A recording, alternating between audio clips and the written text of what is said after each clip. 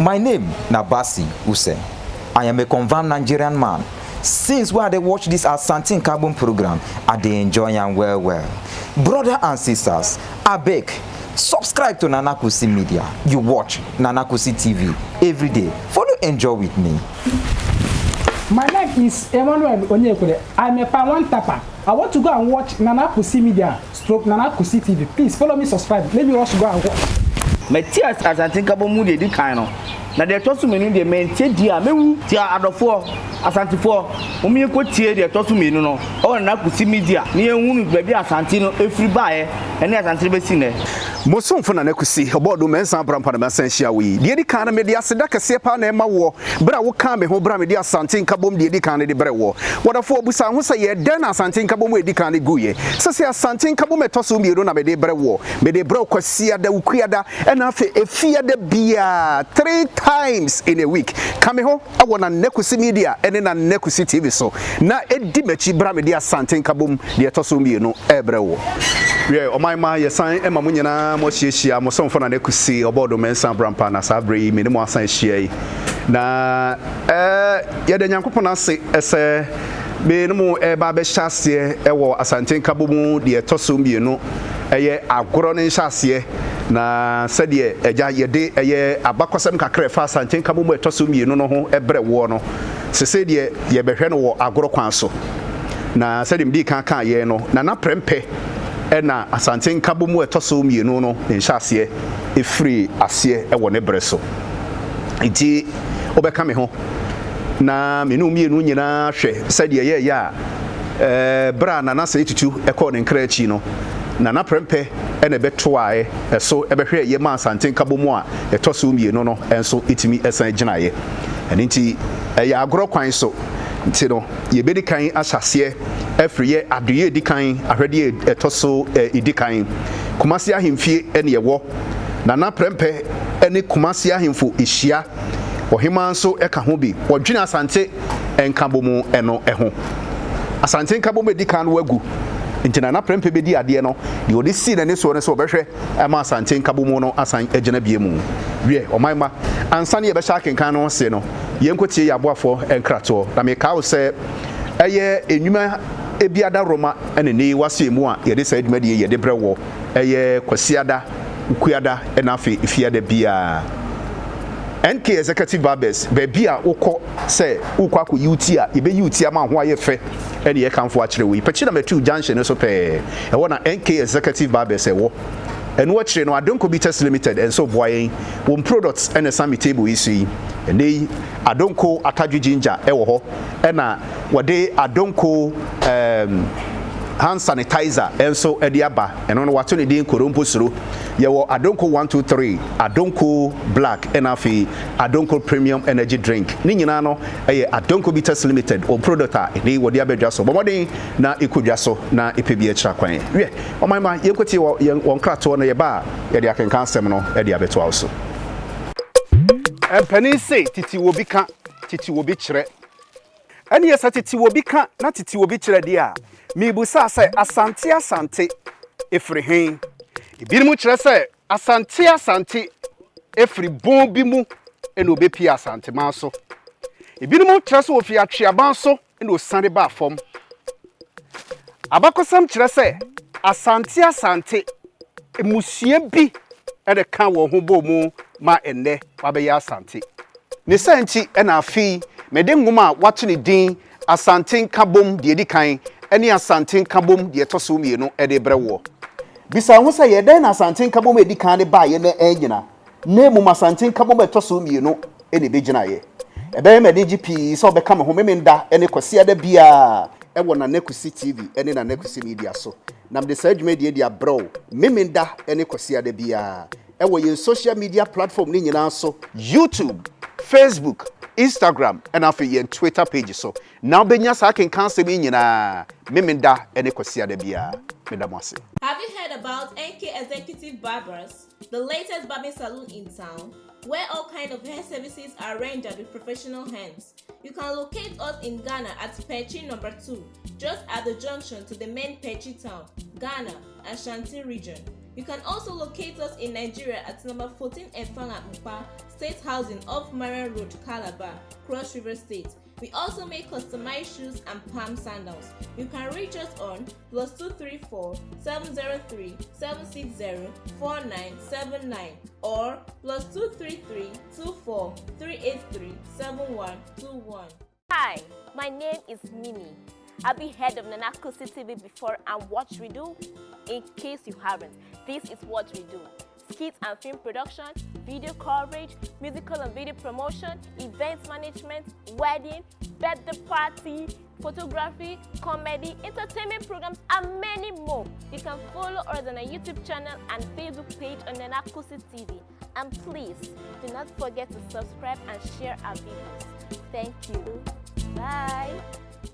KUSI TV, we bring to you the best news and programs coverage, event management, movie production, music and advert video production, photography, and lots more. Contact us on 0703 760 4979 or 0814 264 1314. Send us an email at nanakusitv@gmail.com. KUSI TV, 100% online. You can get us on YouTube, Facebook, Instagram, and Twitter on KUSI TV, NKTV. Yeah, o my ye mamosiesia ebio afi ye ko eye akenkan ene so na medikin aka kire wo se eye Asante Nkabom de etoso mienu ena ye hyase na ye wo adewe edikan ahwede a edikan no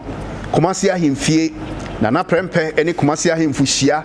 wo hima nso eka ho bi na wo dwene eye Asante Nkabom eho na prempe na sabre wo kasa yi wasi achiame muntie ne nto mempanimfo ese ene oman Asante ahemanya wo bia ti ne din a na ede ahobopo agya no so ahemanya kwasi kokompo esuro no ene agigya aman hodo a wɔtena ase eka wo ho bo mu no mu pii ede krata akoma kwasi kokko se obeso no saa insemi ede nakrokro agya so nenso nananom mpadimfo ese wodi jawa ana nananom mpadimfo se wodi jawa no wodi asoawo ena sabe se wowu jawo dawura wa ena wobomu ende Asante man agigya wokwan bɛn ne yɛbɛfa so ede asiri dada mu munhunu se sa ade tomoa no ebomu a omoa ena oyiye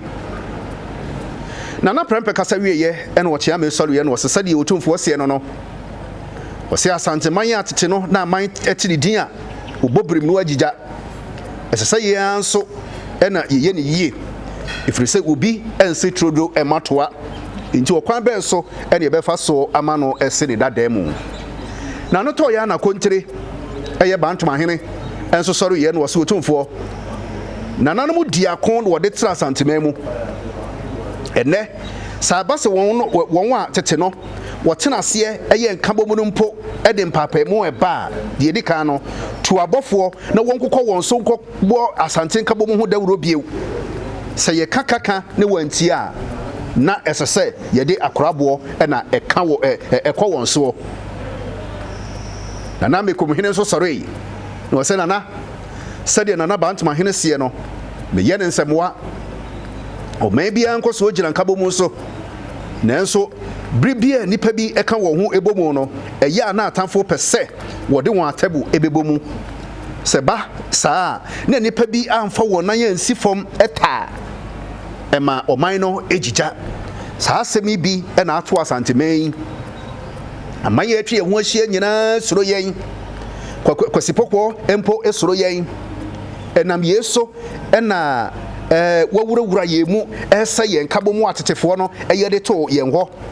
sebe isie ho ba ntokura emodoma nyina hye bobi nanso ifriye ya dua ema ne ho kwan ya ena ewore dro ewodo mu oguso kasa no onka bi nhye mu na abofo be no efrin kran ebe mu the one na prempese achiame mumusa abofo no ekwan so no chiame ese abofo abofo abufrin kran mpene se akwansesem de nti ene wote ntasuo etu nsuo ani a okawa ebefa na okwan so ehwa na obofo no sori ye ene wo se nanache ame tie mantu otumfo se ye ba ya ye nkuta ne bone bi amrado no wasoma me yen se yen fa krata emre nana ene ne mpanimfo ye me kai wo ye krata no e de ma wochea me wodo so e de ema nana na nana enso e de ema ne krachi sabri nana chea me na asori ye ni wo se nana e ma mo akwa ba e hanso de eboko sebe mpanisi e de jagwa ne e de asoawo enti wo man ho adwendwene enti e de yahia aha ena nana prempese wahine krachi wo ho ena krachi se nana bi wo ho nana prempese kenkan amrado krata no ema yintie efrise kumni ham wogeno kwaku enum wa na krachi soro ye ne emekan wo kwa ne minimu kakra opopa ne chichi animu na wote krata no ano na woso otumfo mpanimfo krata ne mu ensemnie enkran abankesie mu openima bosime de dikan afiapem ahanwotwe aduowotwe nkono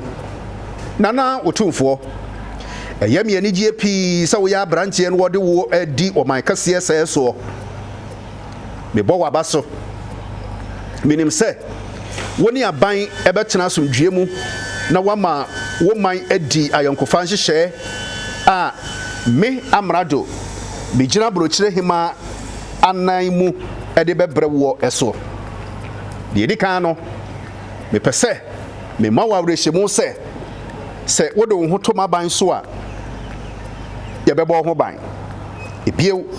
menim se wasua wo man emu abakosem ahunu se tete no na Asante aman mu bia di ne ho so ansana wo ka wo ho abomu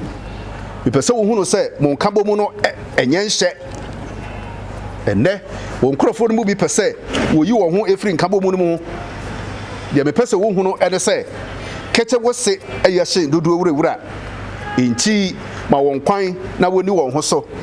enka wo hwe na wo su se kire pese obehye mase maje no atum de tia so ne se me pese wo hunu se enne adwadie ene de o man ifiri tete no ya pese mu bie kwan emadwadifo eba Asante ebeton niema nanso de yeka bia no mumma ye ho epomasibre minim se wo a wo ye abadoman de enemafo adwene ewo tirim enti wo be makwan ema wabedi dwa ewo woman mu ye twato me pese wo ma adansefo kwan na wobetena wo amanfo so hunu se adansefo ehye wo hema ase enti so obi ka won a na waka amrado se woni won krofo ni sansemi so a de be di akire no enye fe me chiawo ene wo manfo onyame ema wo onyinche eye me amrado na no tumfo prempe kumase hwe krata ni mu asem no asabre nyina no na nananom awia ta so pa ese se sa na tie de a ene na ese wo se bibie kwakira amrado den komo ben de course hwe omanma yemfansi hai na nyankopon ya adomo a me ne wo san hia ye behwe nia anu yi a bra na prempe ene mote eye akenkan asem no emuayi a wode ekoma amrado musomfo na KUSI obodo mensa brampa ena mbesomo ewo na KUSI media ene na KUSI TV so makrao bye bye empani say titi wobi ka titi wobi kire ene yesa titi wobi ka na titi wobi kire dia mibusa say asante efri hen ibirimu kire say asante efri bon bi mu ene obepi asante manso ibirimu kire say ofi atweaban so ene osane ba fom abakosam kire se asante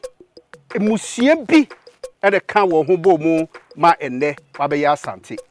ne santi ena afi mede ngoma wato ne din Asante Nkabom de edi kan ene Asante Nkabom de toso mienu ede brewo bisa ho say ye den na Asante Nkabom edi kan de ba ye na enyina na mu Asante Nkabom etoso mienu ene begina ye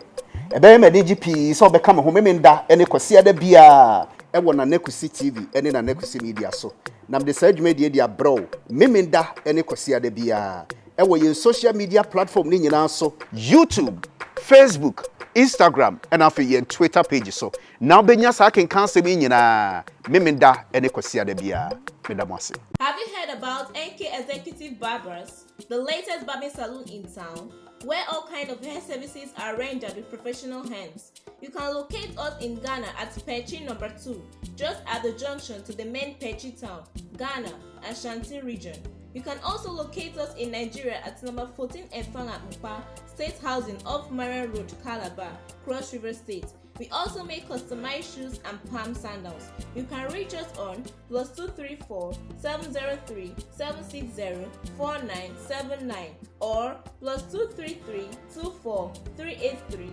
7121. Hi, my name is Mimi. I've been head of KUSI TV before and what we do. In case you haven't, this is what we do. Skits and film production, video coverage, musical and video promotion, event management, wedding, birthday party, photography, comedy, entertainment programs, and many more. You can follow us on our YouTube channel and Facebook page on KUSI TV. And please, do not forget to subscribe and share our videos. Thank you. Bye. KUSI TV, we bring to you the best news and programs coverage, event management, movie production, music and advert video production, photography, and lots more. Contact us on 0703 760 4979 or 0814 264 1314. Send us an email at nanakusitv@gmail.com. KUSI TV, 100% online. You can get us on YouTube, Facebook, Instagram, and Twitter on KUSI TV, NKTV.